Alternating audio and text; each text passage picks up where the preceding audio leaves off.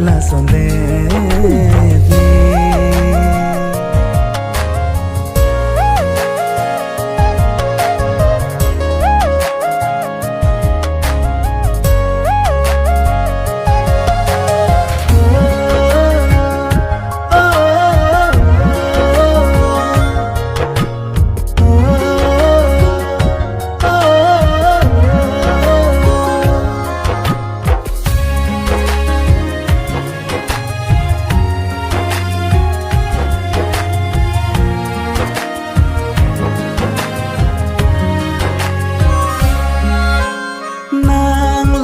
Karjudun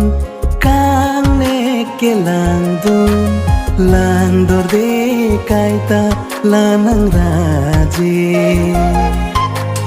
nang lam karjudun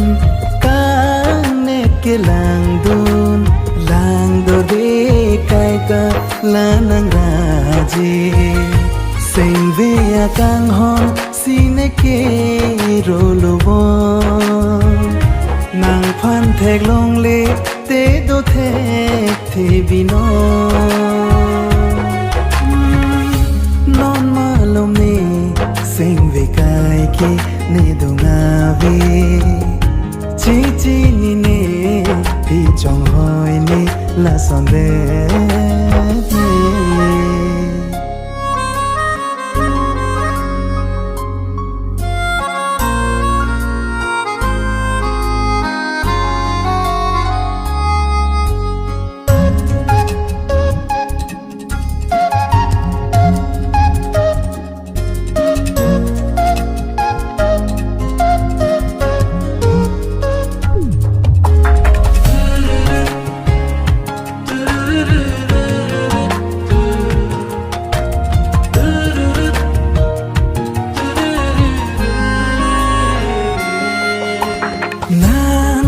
jadi lote jo pang thang ne he boy toy mexo jang the chu nang ne jualam tham the ne madu aphan sing bia muka pang roma ne sing bia kang hon pa ji puwa dengun jimana lane kang honala non malom ni sing bekai ki ni dongavi chi chi ni ne pi chong hoi ni la son det ni ave ne du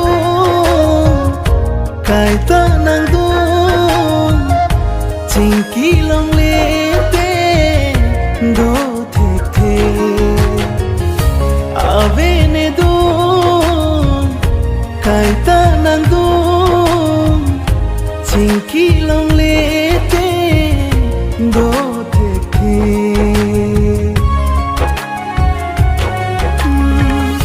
non ma lom ni sing ve kai ki ne do nga ve